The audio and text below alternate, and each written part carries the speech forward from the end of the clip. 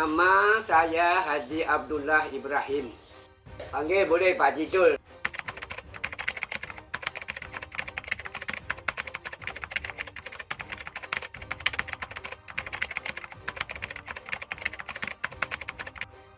Saya dulu sebelum Bia Cukai tu saya ni olahragawan.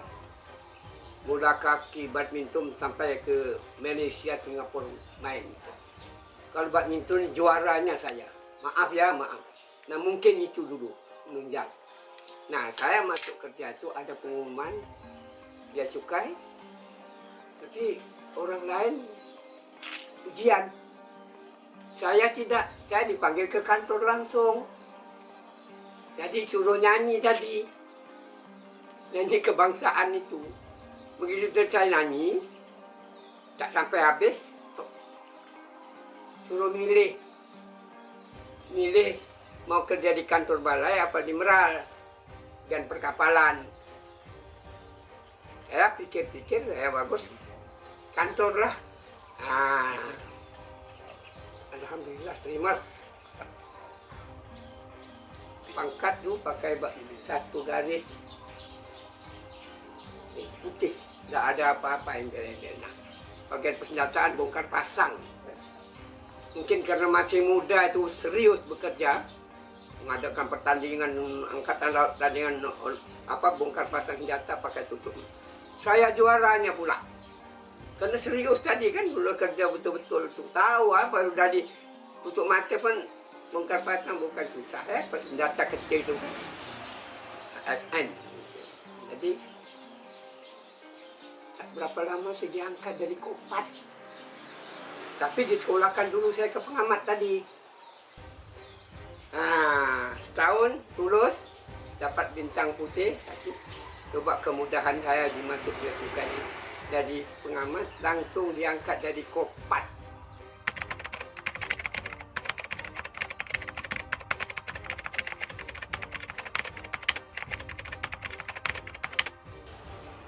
Pengalaman pertama saya jadi Kopat itu, saya jumpa di tengah laut penyeludupan. Penyeludupan bawa kopra 40 ton. Udah dekat situ, udah sandar. Orang yang pakai loreng dia susun sini granat. Satu di lengan. Jadi diancam saya. No, kalau berani saya bilang apa? Ya Mas, kalau Mas berani, silakan, saya siap lah. Silakan,ledakkanlah, saya siap. Itu saya ngomong. Tak ada dari mana-mana, itulah dari situ. Semua mungkin daripada Allah juga ya. Nah, jadi ikut akhirnya dia. Ikut saya. Saya bilang kalau Mas lepas, itu ada kapal perang angkatan laut, kapal Bia Cukai, Airut. Tak bisa lepas, saya bilang. Sama aja. Akhirnya ikut sampai ke balai. Sampai di balai saya serahkan, saya tidak dapat, terus berangkat lagi. Begitulah. Nah, saya sudah dipercayakan, singkat cerita ya, tidak panjang-panjang. Bermacam-macam yang saya ketemu. Jumpa Airut, pengawal. Bawa karet. Tak melawan, ikut bawa ke pantai. Nah, ada sukarelawan. Sukarelawan itu dengan senjata LA ngawal kopra pakai perahu kecil. Mau bertencengan, mau apa kue? Coba tuh, macam-macam saya jumpa. Ini yang paling besar. Jadi sudah granat tadi. Ini jumpa di laut. Saya ditugaskan patroli sama RPKD. Anggota RPK. Jadi anggota saya di situ. Di situ baru keluar dari Singapura tuh. Bom senjata dengan senjata kaki ketiga mengancam. Suruh berhenti tak mau dia. Karena dia ada senjatanya. Dia bilang cap. Bukan cap. Diputar gini kan kena ombak dia. terjun dia, takut terjun dia. Beberapa orang, ada yang tak terjun. Saya tengok dia sudah mulai begitu, saya kokang tu 12,7. Kan bea cukai pakai 12,7 di depan. Saya berondong. Kena satu. Nak kena dah, orang tu ngalah. Rapat. Akhirnya rapat, saya bawa ke balai semua. Serahkan di balai sini. Ini kejadian ini sudah itu. Ada lagi kejadian. Di sini kemarin. Inilah saya punya. Pernah ada kapal dengan satu kapal dengan saya bea cukai. Pak Mat Jamli. Jadi, kita masuk ke perairan ya Pak Mat. Perairan Malaysia. Kejar apa tadi? Kopra. Daerah Pulau Pisang. Tak berapa lama. Kapal perang datang. Kapal perang Malaysia. Dia pakai masker. Macam orang mau perang. Datang. Jadi, apa pasal kamu nak masuk air kami? Itu bahasa orang sana tu. Apa pasal masuk air kami? Padahal saya tu dari rumah dan tak ada ingat untuk menjawab itu. Tahu di kapal yang dia bilang masuk air kami, saya bantu coba. Yang saya tangkap itu di belakang orang-orang komunis yang mau lari ke Malaysia. Itu yang saya orang komunis mau lari ke Malaysia. Dengar komunis, cepat-cepat suruh keluar. Ini pernah sama-sama dengan saya patroli. Nah, keluar. Bawa lagi ke balai. Serahkan lagi itu. 40 ton kopra. Juga 40 ton. Jadi itu. Ada lagi ya beberapa itu yang saya saya ditugaskan sama Angkatan Laut juga. Joint Patrol. Perintahkan saya. Waktu itu zaman G. Okando. G. Okando itu orangnya keras. Saya tu jempol. Tak ada orang-orang berani sama di Karimun ini, tak ada. Takut sama Pak Kando itu. Anak buahnya aja takut sama dia. Tapi saya tak ada rasa takut dengan Pak Kando. Patroli sama dia. Dia ajak saya patroli itu sama dia. Nanti kalau gantikan dia sudah istirahat, saya yang gantikan dia di kopat dia tu. Pak Kando percaya dengan saya. Mungkin karena ini peristiwa-peristiwa yang ini yang saya bawa tanpa ada satu masalah. Perlawan itu. Jadi alhamdulillah ya, saya itu kata saya tadi. Pernah kita nangkap ikan. Penyelundup ikan. Bawa ke Singapura. Dapat saya bawa ke balai. Tak ada perlawan. Yang pengawalan dia tadi, waktu kita jumpa, waktu saya dengan air pekat, kopra itu yang dia ancam dengan granat. Ini diancam dengan kaki 3 tu. Jumpa apa yang dia bawa? Radio sama televisi. Satu kapal itu. Bawa ke balai serah. Tapi saya tidak pernah ngomong, saya begini-begini, tidak ada. Lepas tugas sudah selesai saya tugas. Sampai saya itu maaf ya, ini pengalaman ya, bukan mau apa-apa, tidak. Dipercayakan saya.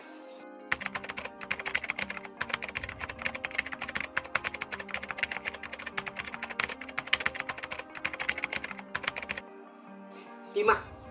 Saya tadi timah belum terakhir. 150 ton timah. Di tengah laut. Maklumlah kita di laut itu arus ombak. Sudah mau rapat. Jadi kapal dia itu yang berat dengan bawa timah, kapal kayu berat. Hantam lambung itu lubang. Nah itu timah saya dapat selamatkan 1 ton lebih. Lainnya tenggelam. Nah, saya diperintahkan Pak Kando. Apa dia bilang? Pulang. Rupanya saya di karantina. Kapal BC saya di karantina sama Pak Kando. Dia takut ada orang yang mengawal ini tadi. Dia takut. Memang tak ada orang mengawal. Memang kita. Hasil saya apa? Di sidang. Saya dinyatakan sidang. Orang dari pusat datang. Pak Alex Selasa Mahu. Mungkin pernah dengar itu nama Alex Selasa Mahu. Dia yang sidang saya. Saya cerita apa adanya.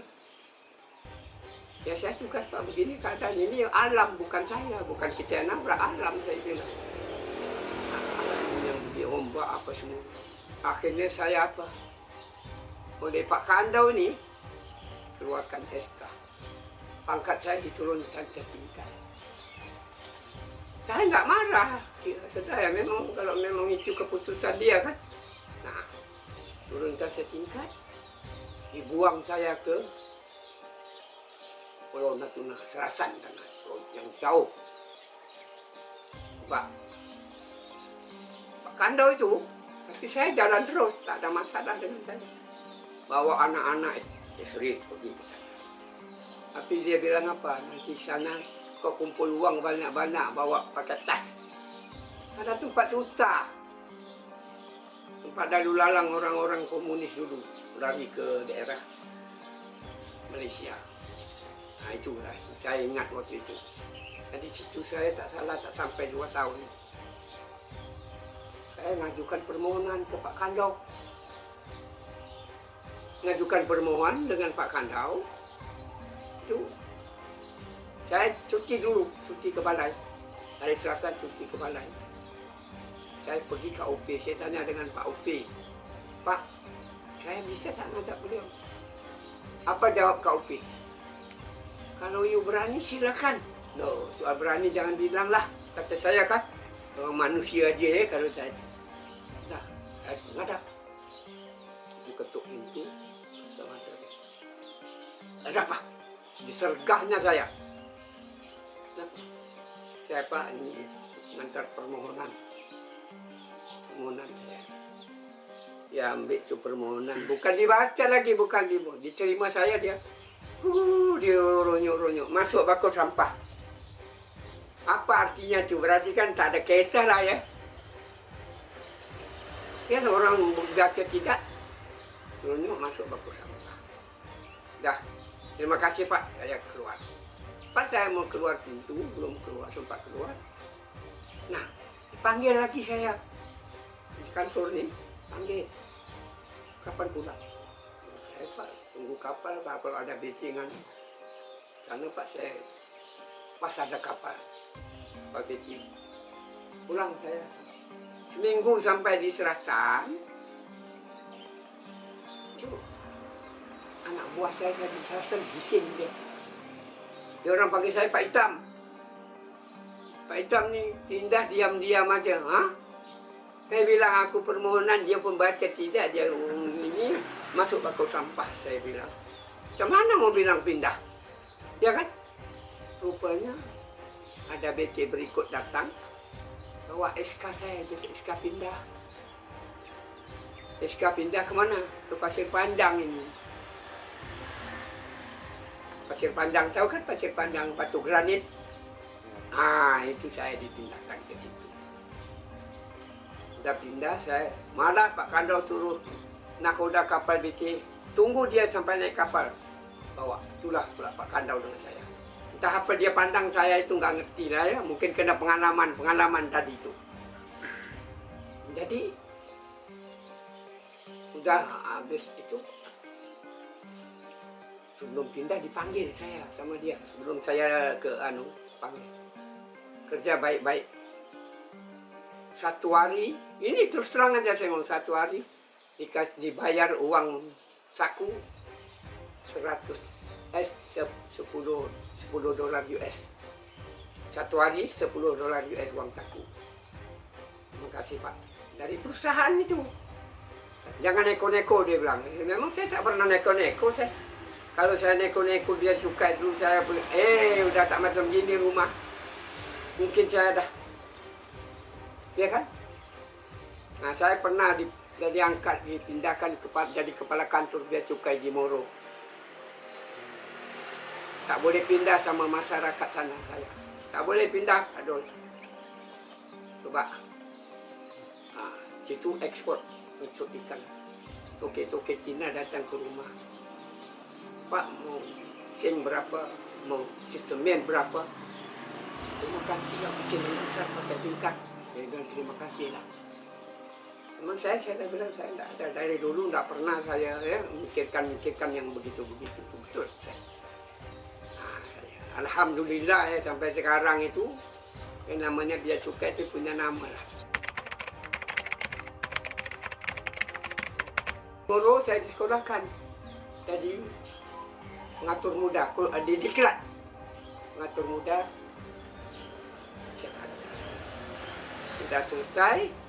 Nah, di Moro, tak lama saya dipindahkan lagi ke Batam dan di bendaharawan.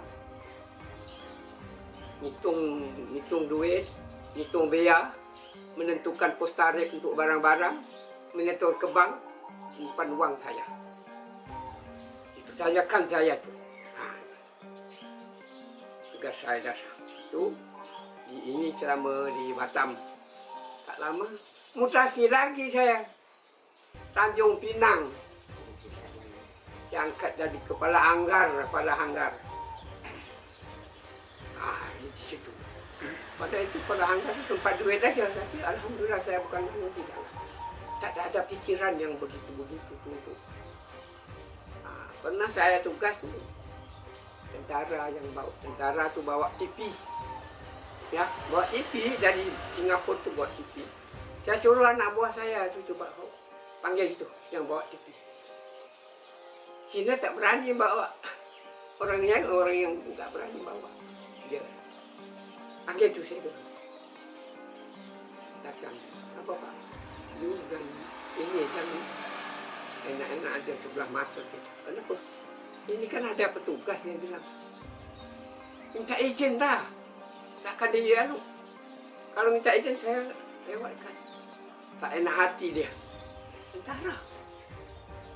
Saya bukan apa, saya gitu-gitu ya. Saya mesti mengingatkan, bukan apa ya. Itu pernah saya tuh jadi penanggal di Tanjung Pinang. Jadi Tanjung Pinang, nah sampai tahun 96 saya pensiun.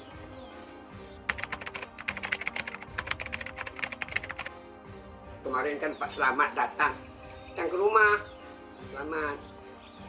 Nanti itu cerita dengan saya, nanti akan diberikan penghargaan untuk orang. Minta orang-orang ini yang pensiun ya Pak Mat ya. Daftar nama 100 lebih Pak Mat ya. Nah, 28 orang dari bea cukai. Bea cukai. 28 orang. Yang ada di sini Pak. Ya. Jadi yang jadi puteran saya terima tahun 66. Nasution punya apa ni? Piagam. Itu. Dari tangan Pak Nasution. Tahun 66 saya terima itu. Jadi saya fikir kok kenapa saya diberi penghargaan ini. Rupanya itulah tadi. Saya ditugaskan sama RPK. Saya pernah ditugaskan dengan Angkatan Laut. Coba, Joint Patrol namanya. Coba itulah alhamdulillah ya, sama saya tak ada apa. Saya jalan ini betul-betul. Saya yakin itu semua dari sehingga saya dapat diberikan sudah tadi. Pemerintah menghargai saya dengan veteran ini.